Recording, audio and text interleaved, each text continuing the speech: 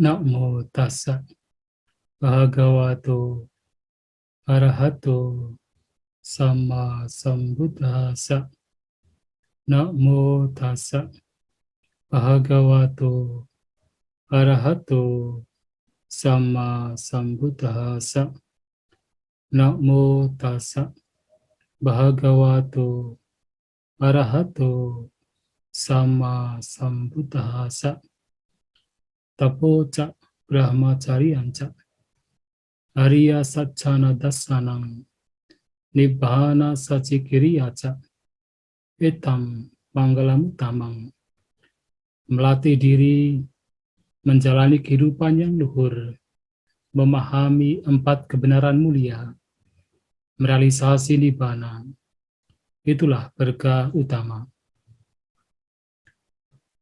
Kepada para Bapak Ibu, saudara-saudari sekalian, selamat pagi semuanya. Terpujilah Sang Buddha, Namo Buddhaya. Pada kesempatan pagi hari ini, ada satu topik yang patut untuk kita bahas, patut untuk kita renungkan, berkaitan dengan salah satu kesucian menurut agama Buddha, yang tidak lain adalah kesucian Sotapanna. Seperti yang kita ketahui bahwa tujuan kita mempraktikkan Dhamma adalah agar kita bisa terbebas dari tumimba lahir. Kita terbebas dari duka. Dan untuk terbebas dari duka, tumimba lahir, maka sebab mengapa kita terus mengalami tumimba lahir, itu harus dihancurkan. Yang tidak lain sebabnya adalah kotoran batin, kilesa, yang harus kita hancurkan. Nah, kotoran batin ini yang terus membelenggu pikiran kita, sehingga kita terus terperangkap ke dalam lingkaran tumimba lahir. Maka praktik Dhamma yang diajarkan oleh Sang Buddha adalah upaya bagaimana kotoran batin itu bisa dihancurkan. Nah, ketika kotoran batin dihancurkan, apakah itu tahap demi tahap atau secara total, itu yang kemudian seseorang disebut telah mencapai kesucian. Ketika seseorang menghancurkan 3 belenggu batin, 3 jenis kotoran batin, itu dikatakan mencapai Sotapanna. Ketika 3 belenggu hancur, 2 belenggu itu dilemahkan, dikatakan mencapai Sakadagami. Ketika 5 belenggu kotoran batin, 5 belenggu batin yang lebih rendah itu dihancurkan, maka dikatakan mencapai Anagami. Dan ketika seluruh kotoran batin itu dihancurkan, maka dikatakan sebagai Arahanta. Orang yang terbebaskan, orang yang telah mencapai final, telah terbebas dari duka, dari segala bentuk tumimba lahir. Nah, walaupun belum mencapai kesucian Arahanta, memang sebagai umat Buddha mengupayakan agar minimal mencapai kesucian Sotapanna. Minimal mampu menghancurkan 3 belenggu. Nah, mengapa? Karena ada beberapa manfaat, beberapa keuntungan ketika seseorang mencapai kesucian Sotapanna. Yang pertama adalah seseorang sudah tidak mungkin lagi untuk terlahir di alam yang menderita. Tidak mungkin terlahir lagi di alam, apakah alam neraka, alam binatang, alam peta, ataupun alam-alam rendah lainnya. Tidak mungkin terlahir lagi di sana. Nah, maka dikatakan sebagai telah terbebas dari 4 jenis alam rendah. 1 hapayehi cak pipamutu. Dan seorang Sotapanna demikian sudah sangat aman. Bahkan Sang Buddha menyampaikan ada sebuah, yaitu semacam pembandingan. Sang Buddha membandingkan, walaupun seorang raja dunia yang disebut sebagai Raja Cakrawati menikmati berbagai macam kesenangan indera. Jadi, karena menguasai dunia, menguasai bumi, mampu menikmati kesenangan indera. Dan bahkan seorang Raja Cakrawati, karena kebajikannya, maka dia setelah meninggal dunia, terlahir di alam Tawatingsa. Tetapi, kebahagiaan yang dimiliki oleh Raja Cakrawati ini tidak sebanding dengan orang yang telah mencapai kesucian Sotapanna. Mengapa? Seorang Cakrawati, Raja dunia, walaupun mendapatkan kebahagiaan yang begitu besar dalam kesenangan indera, tetapi seorang Raja Cakrawati masih bisa terlahir di alam apaya, di alam rendah. Dalam pengembaraan, yaitu kehidupan, masih akan terlahir di alam rendah. Tapi seorang Sotapanna, walaupun barangkali sebagai manusia, dia makan makanan yang tidak mewah. Pakaian yang dia kenakan, pakaian yang terbuat dari kain buangan. Tetapi karena dia telah mencapai kesucian Sotapanna, maka dia tidak mungkin lagi terlahir di alam rendah. Itulah keuntungannya. Itu adalah yang pertama. Keuntungan yang kedua adalah seorang Sotapanna juga dikatakan sebagai niyata sambodhi parayana, yang sudah fix, sudah pasti akan mencapai sambodhi, akan mencapai pencerahan, mencapai nibbana, mencapai kesucian arahanta. Nah, itu pasti sudah fix. Bahkan dikatakan hanya maksimal kalaupun harus dilahirkan lagi, itu maksimal hanya 7 kali. Setelah kelahiran ke-7, maka seorang Sotapanna sudah tidak akan terlahir lagi. Artinya sudah pasti mencapai kesucian arahanta. Nah, itu adalah keuntungannya.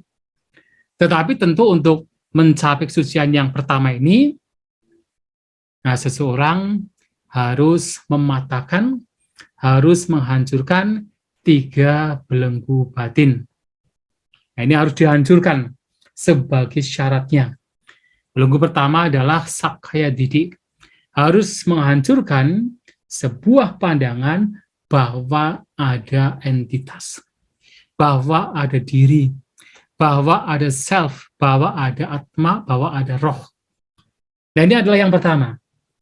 Yang dalam hal ini adalah, ya harus kita ketahui bahwa seorang Sotapanna masih memiliki kecenderungan. Ya, masih punya kecenderungan bahwa ada diri, bahwa ada self. Tetapi pandangan bahwa ada diri itu sudah lenyap.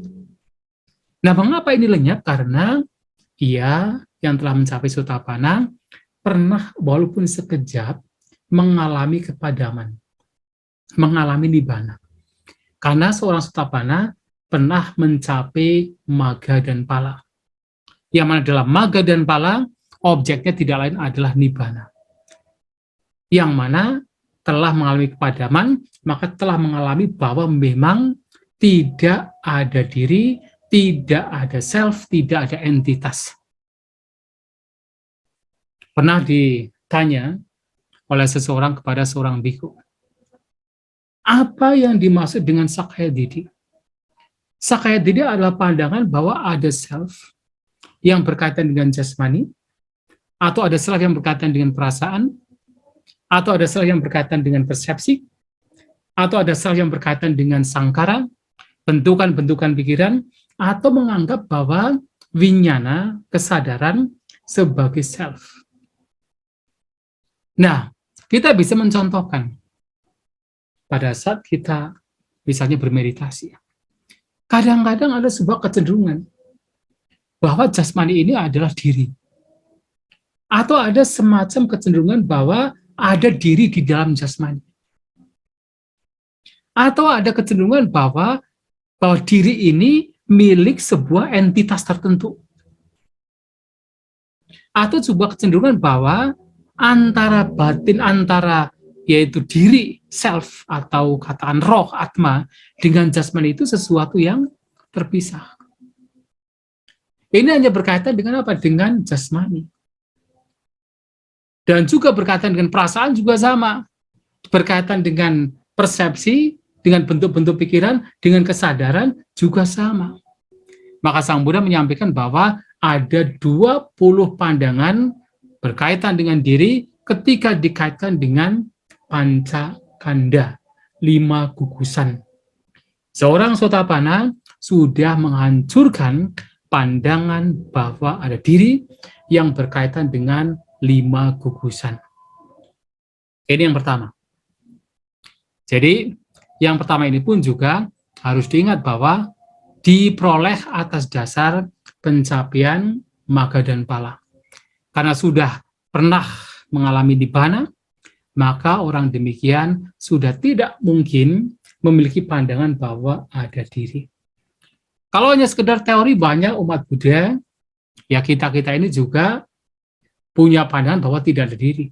Tapi ternyata teori.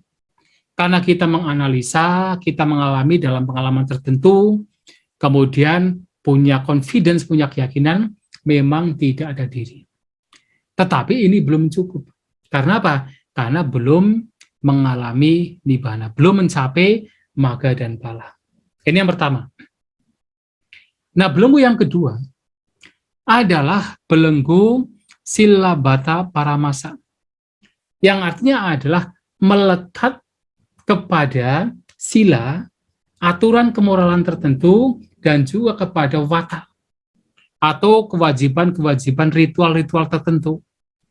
Nah, kalau pada zaman Sang Buddha ini, banyak sekali orang-orang yang mempraktikkan berbagai macam ritual, berbagai macam praktik tertentu, yang menganggap bahwa dengan praktik-praktik demikian, pencapaian pembebasan, nibbana bisa dicapai.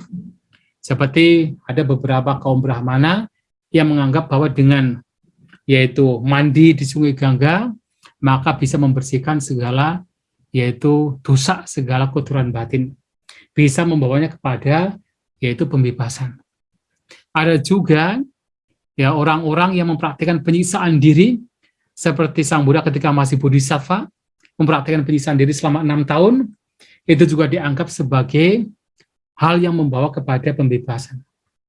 Nah, praktik-praktik yang seperti ini, yang kemudian dilekati erat-erat sebagai jalan yang membawa kepada pembebasan, itulah belenggu.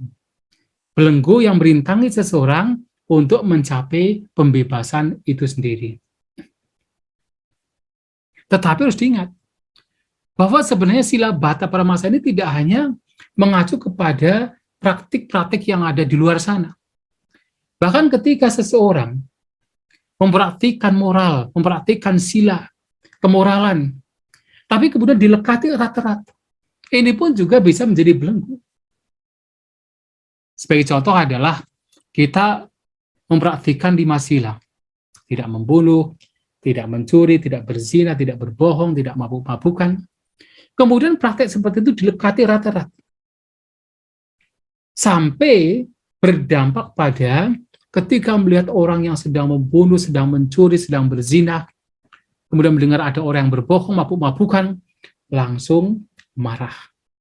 Muncul kebencian, muncul ketidaksukaan, muncul kemarahan. Bukankah itu adalah belenggu?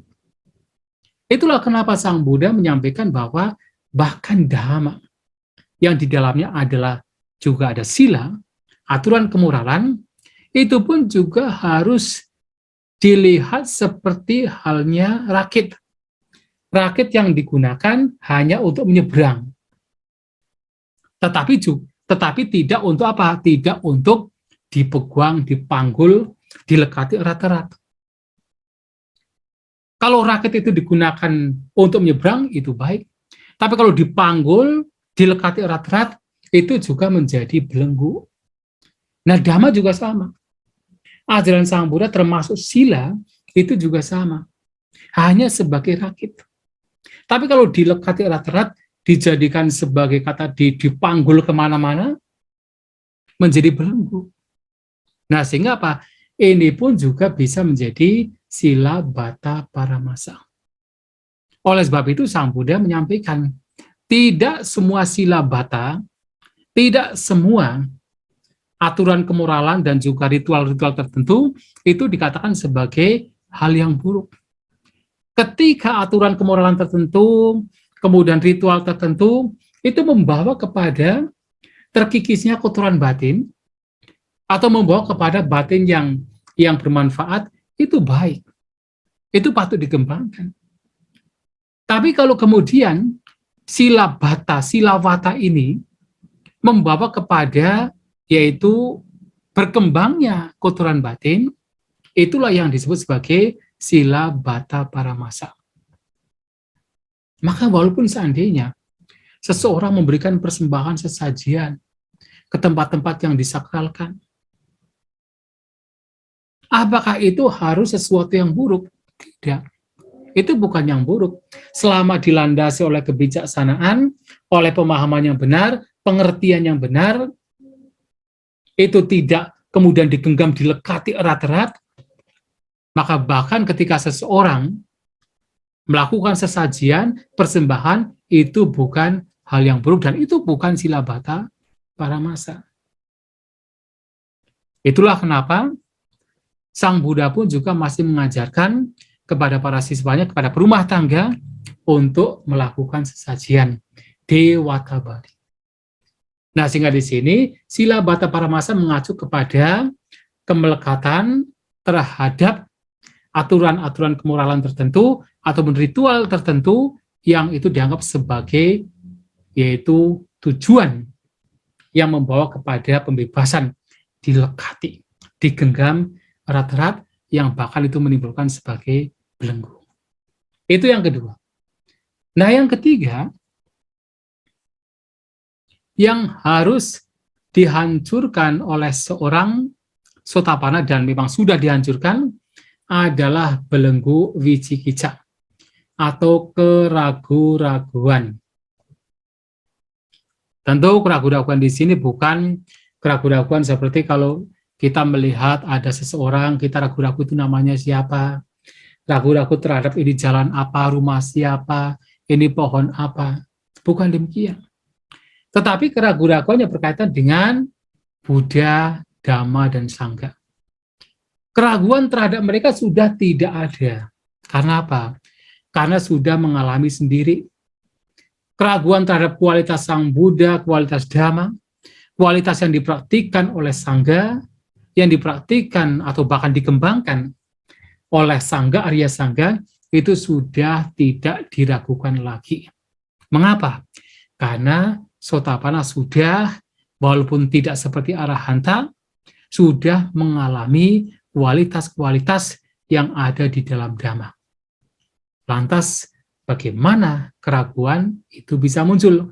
Tentu keraguan sudah lenyap.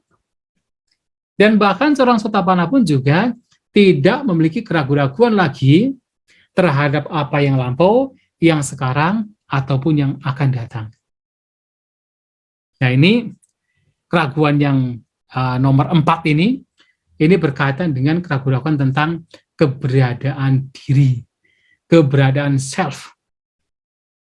Artinya, seseorang yang belum mencapai Sotapanna biasanya ya masih berpikir-pikir seperti, oh saya dulu ada atau tidak, dalam kehidupan yang lampau saya itu siapa, nama saya apa, saya melakukan apa, sebelum saya menjadi apa, dulunya itu telah menjadi apa dulu.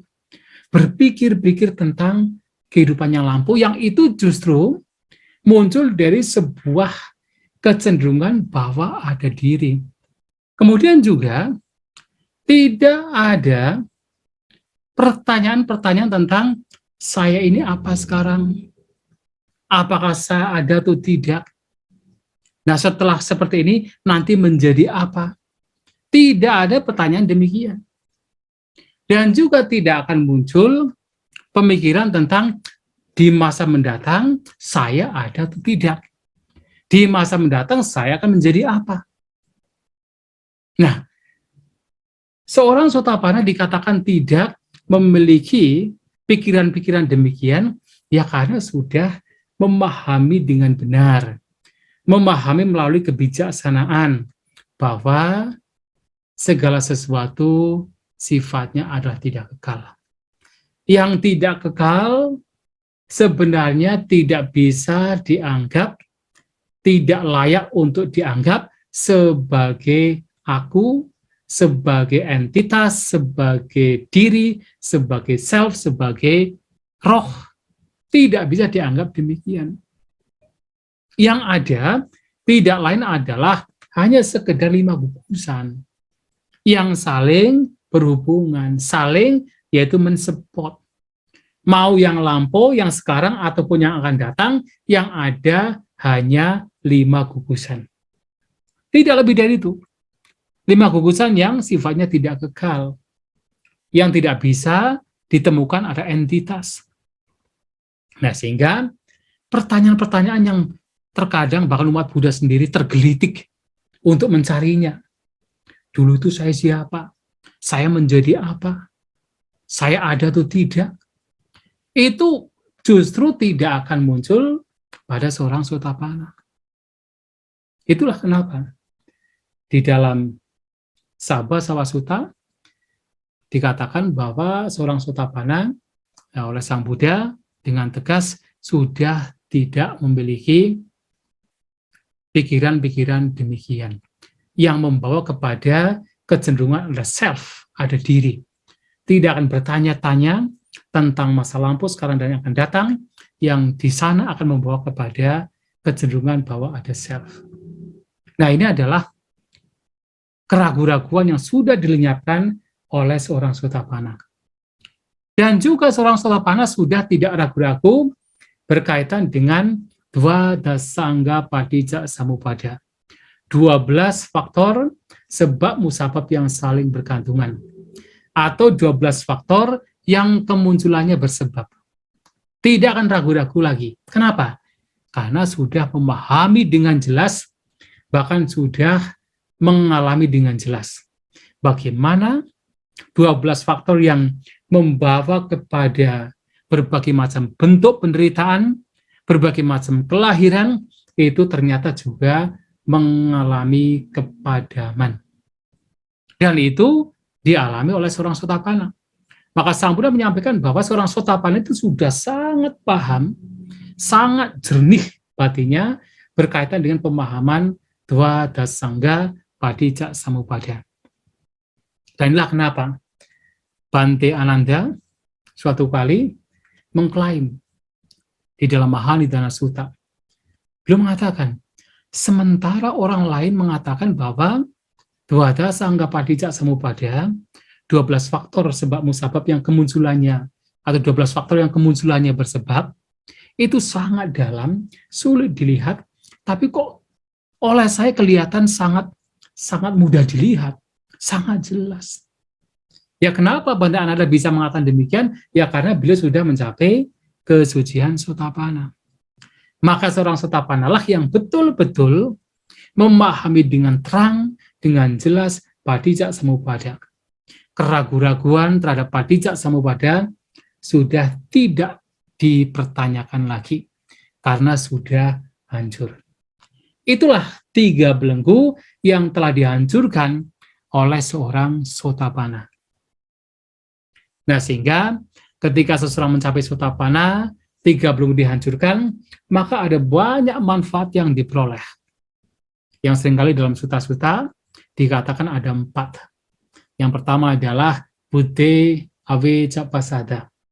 Orang demikian punya keyakinan yang begitu kokoh, tidak terguncangkan terhadap Sang Buddha. Dhamme Avecapasada. Orang demikian punya keyakinan yang tidak terguncangkan terhadap Dhamma. Sanghe Avecapasada. Orang demikian punya keyakinan yang tidak tergoyahkan terhadap Sangha. Kualitas-kualitas mereka Sangha yang telah mencapai kesucian. Dan yang keempat, orang yang telah mencapai Sotapanna dikatakan memiliki sila yang begitu bersih.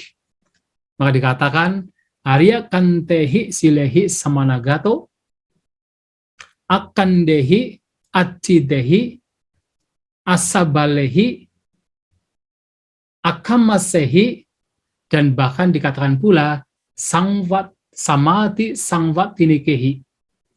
Nah, seorang Sotapanna memiliki sila yang dicintai, disenangi oleh para mulia, para Arya.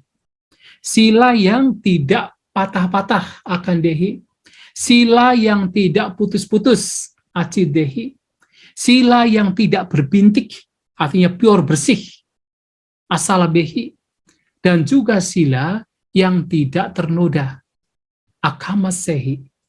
Dan sila, kemoralan yang dipraktikkan oleh seorang Sotapanna juga membawa kepada samadhi. Tentu di sini mengacu pada samadhi, ketenangan, konsentrasi yang benar. Nah, itulah kenapa seorang Sotapanna dikatakan sudah sempurna di dalam sila. Sudah tidak mungkin lagi, nah dalam kitab ulasan dikatakan bahwa seorang Sotapanna sudah tidak mungkin lagi untuk membunuh makhluk hidup. Tidak mungkin lagi untuk yaitu mencuri, mengambil apa yang tidak diberikan. Tidak mungkin lagi untuk melakukan berzinahan. Tidak mungkin lagi untuk berbohong, dan tidak mungkin lagi untuk mabuk-mabukan. Dan bahkan, ia yang telah merealisasi pencapaian Sotapanna juga memiliki kedermawanan yang sempurna, caga sampana.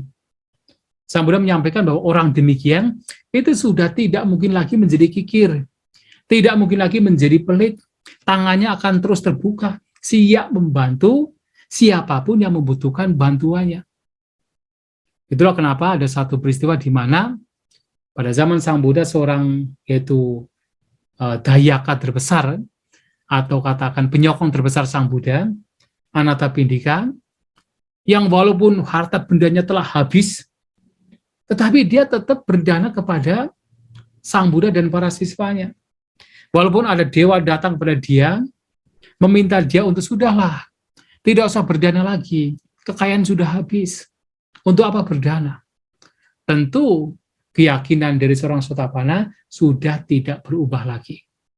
Artinya, tidak akan kemudian menjadi kikir lagi. Walaupun tidak punya apa-apa, ia tetap akan berusaha untuk bagaimana bisa berbagi. Apalagi kalau memang yang memiliki kekayaan yang berkecukupan, pasti kedermawanannya itu akan besar sekali. Artinya orang demikian pasti akan suka memberi dengan yaitu privilege yang dimiliki, kekayaan yang dimiliki. Nah, ini juga menjadi satu kualitas dari seorang Sotapanna. Dan sebenarnya apa sih yang disebut sebagai Sotapanna? Nah, ada satu, ini penting sekali karena apa? Karena ini menjadi satu ukuran untuk dikatakan sebagai Sotapanna juga. Nah, Sotapanna itu berasal dari kata sota dan apana. Ini disampaikan oleh Bhante Sariputta. Ketika ditanyakan apa itu sota, yang artinya adalah arus, Bhante Sariputta mengatakan bahwa yang dimaksud dengan arus atau sota tidak lain adalah arus dari jalan mulia berunsur 8. Yaitu yang berisikan tentang pandangan benar, pikiran benar, ucapan benar, perbuatan benar, penghidupan benar, daya upaya benar, perhatian dan juga konsentrasi yang benar. Nah, jalan mulia berunsur 8 adalah istilah dari sota. Apana artinya adalah yang memasuki. Nah, Sotapanna adalah yang memasuki jalan mulia berunsur 8. Artinya orang yang hidupnya, cara hidupnya, itu sudah sesuai dengan jalan mulia berunsur 8. Orang demikian sudah punya pandangan benar, pikiran benar, ucapannya juga terjaga dengan baik, perbuatannya juga terjaga, kemudian mata pencahariannya, penghidupannya juga terjaga. Dan ini yang juga membuat kenapa? Karena ucapannya juga sudah terjaga, perbuatan jasmaninya juga sudah terjaga, maka seorang Sotapanna dikatakan perfect, sempurna di dalam sila. Silanya tidak hancur, silanya tidak terputus-putus. Karena apa? Sudah selaras dengan jalan mulia berunsur 8. Dan juga memiliki daya upaya benar. Artinya seorang Sotapana ya ada kalanya masih seperti yang disampaikan dalam Pratana Sutta, memang terkadang masih ada kelengahan. Tetapi secara umum pikirannya ini selalu apa? Mengarah kepada nibbana. Yang mana pikirannya ini selalu itu mengupayakan agar ketika ada kotoran batin yang muncul, dilenyapkan. Ketika ada hal-hal yang baik, yang katakan membawa kepada pembebasan, itu kemudian dikembangkan.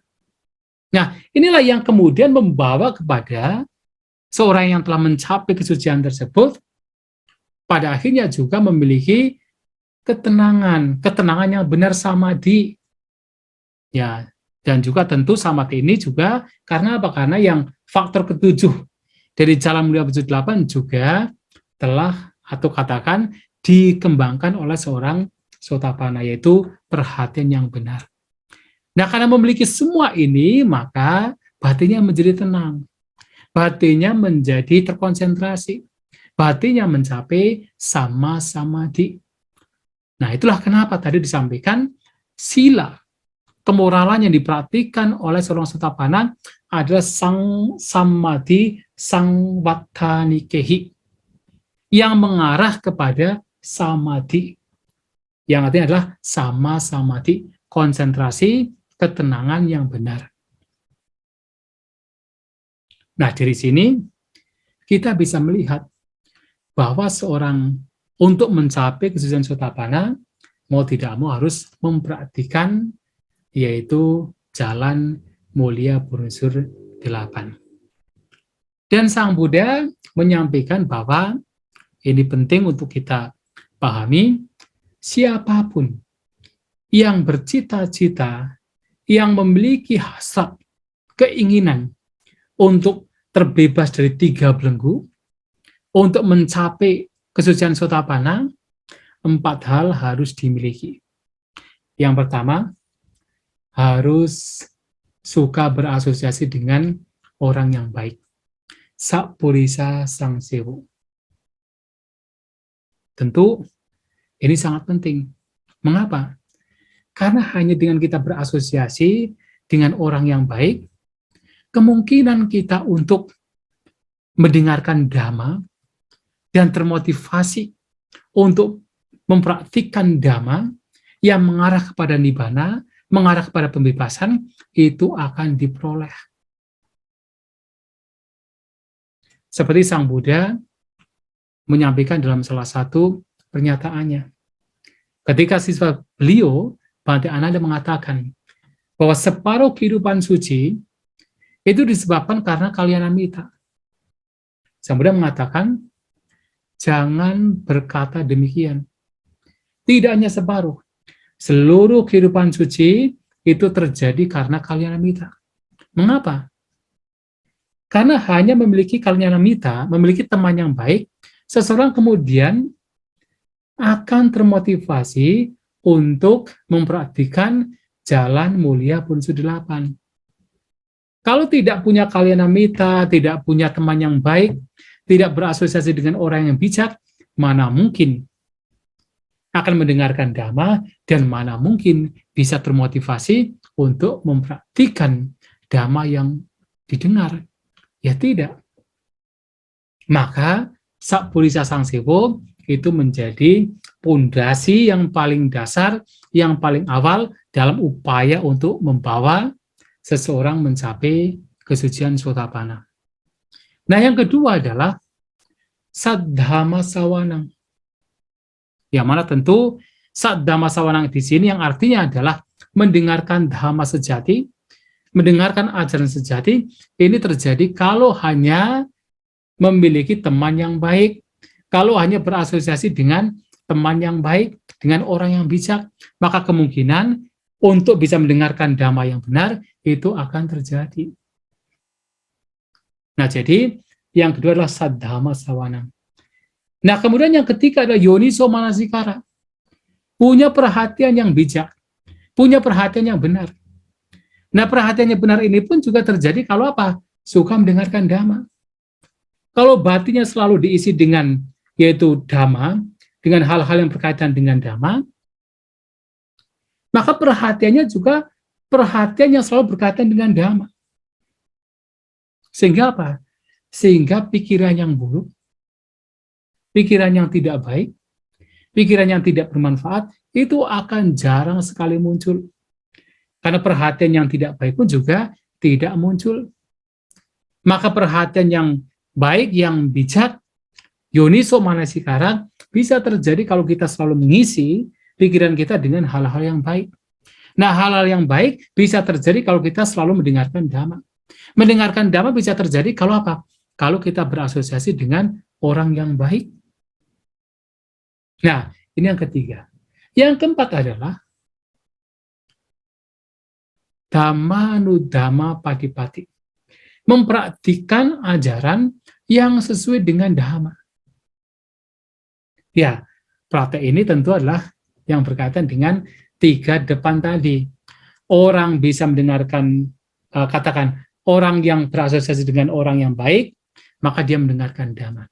Orang yang mendengarkan dhamma, perhatiannya juga perhatian yang baik, perhatian yang bijak. Dan orang yang punya perhatian yang bijak, pasti akan apa? Pasti akan mempraktikkan dhamma itu sendiri. Dan dhamma yang dipraktikkan tidak lain adalah jalan mulia berunsur 8.